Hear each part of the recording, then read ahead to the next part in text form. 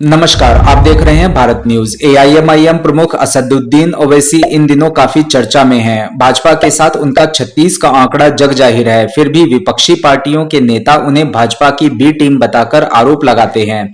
लेकिन इसके उलट असदुद्दीन ओवैसी को अपने राजनीतिक और धार्मिक कार्यक्रम के दौरान भाजपा को निशाने पर लेते हुए देखा जा सकता है। मुस्लिमों के नेता कहे जाने वाले हैदराबाद से सांसद असदुद्दीन ओवैसी ने एक बार फिर से भाजपा पर जोरदार वार किया है। अपने एक कार्यक्रम के दौरान उन्होंने कहा, ओ मुस्लिम विरोधी फिल्म बनाने वालों, तुम कब तक मुसलमानों का थूक चाटते रहोगे? देश में बेरोजगारी पर फिल्म क्यों नहीं बनाते?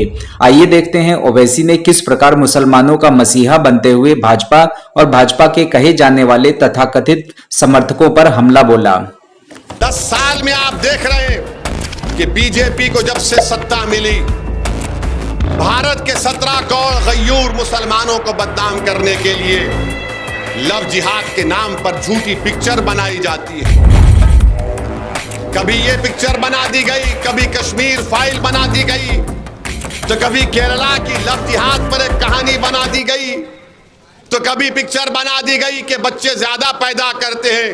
अरे पिक्चर बनाने वालों, तुम कब तक मुसलमानों का थूक चाटते रहोगे? बताओ, देश में बेरोजगारी पर क्यों नहीं बनाते पिक्चर?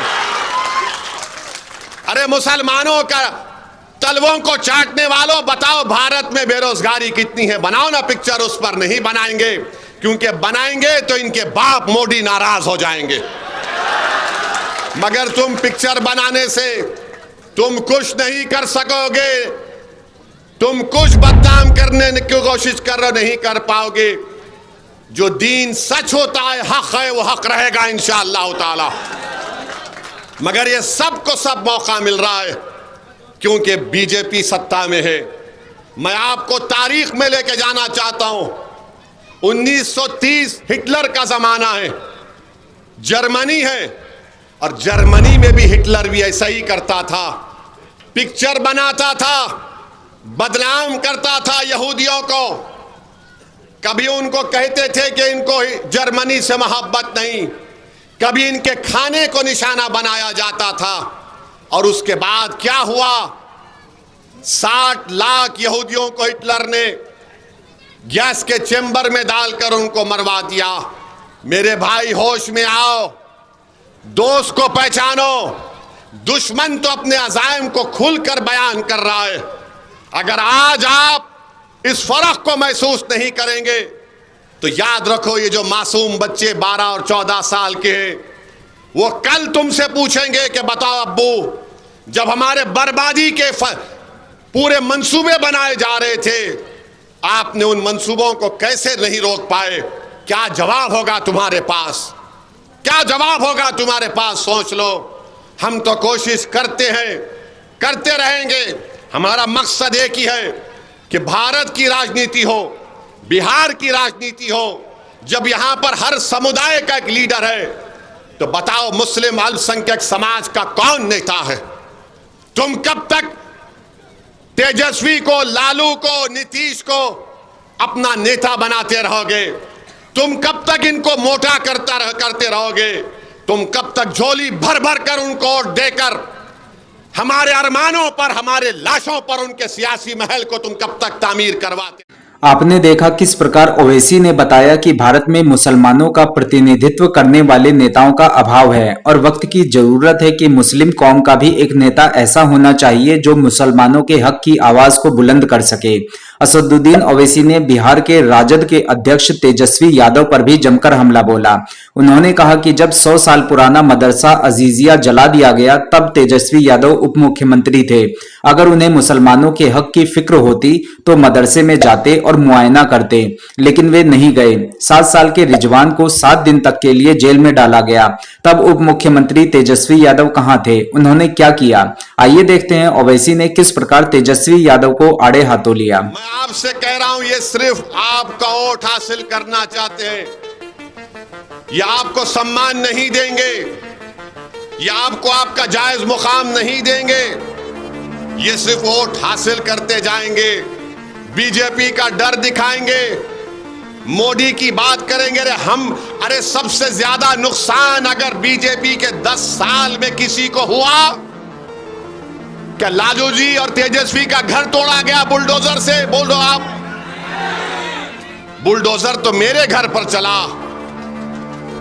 अतीक को गोलियां मारी गई, क्या तुम्हारी औलाद पर गोलियां किसी ने चलाई? शहाबुद्दीन जेल में थे तो सीवान की सरजमीन शहाबुद्दीन को नहीं मिली दफनाने के लिए। हम पे जुल्म हुआ। क्या तुम्हारी बेटियों से हिजाब खींचा गया? क्या हमारी अज़ाओं पर गालियां दी गई? किसने किया ये? 100 साल का मदरसा बिहार का जला दिया गया। बताओ आप कौन है deputy chief minister? Tejashwi Yadav हैं। अरे तुमको अगर इतना वोट की फिक्र थी तो तुम जाते उस जले हुए मदरसे का मायना करते। तुम नहीं गए। सीवान का एक 7 साल का बच्चा, उसकी मां पुकारते रही कि मेरा बेटा 7 साल का है। जो 16 साल के कम उम्र के होते हैं वो जेल को नहीं भिजाए जाते। उनका एक अलग घर होता है बच्चों का, जुवेनाइल होम कहते हैं अंग्रेजी में। वो मां पुकारते रही। वो मां कहते रही तेजस्वी से कि तेजस्वी मेरा बेटा 7 साल का है, जेल मत भिजाओ। 7 दिन वो मां सीवान की जेल के सामने बैठी रही। आज तुम ओवैसी को गाली देते हो जालिमों। अगर तुम्हारी औलाद पर कुछ हो जाएगा तो तुम सारा बिहार आसमान पर उठा लेते हो कि हमको जेल में डाल रहे हैं। तेजस्वी कहते हैं, लालू कहते हैं मेरे परिवार को जेल में डालेंगे। तुम्हारा परिवार को जेल में डालने की बात तो जेल होगी, और मेरा बेटा जो 7 साल का 7 दिन जेल में था उसकी तकलीफ नहीं होगी? तेजस्वी बोलो, तुम डिप्टी चीफ मिनिस्टर थे, तुमने क्या? पिछले कुछ समय से असदुद्दीन ओवैसी भारत के सभी नेताओं पर जमकर हमला बोल रहे हैं, चाहे वे सभी नेता किसी पार्टी के हों चाहे किसी राज्य के। असदुद्दीन ओवैसी विपक्षी पार्टी के नेताओं राहुल गांधी से लेकर अखिलेश यादव तक को मुस्लिम विरोधी बताकर निशाना साध रहे हैं। शायद इसी वजह से विपक्षी पार्टियों के नेता असदुद्दीन ओवैसी को भाजपा की बी टीम करार देते हैं। ओवैसी की आवाज मुसलमानों के हक के लिए कितना बुलंद होगी ये तो वक्त ही बताएगा। फिलहाल देश दुनिया की खबरों को जानने के लिए देखते रहिए भारत न्यूज।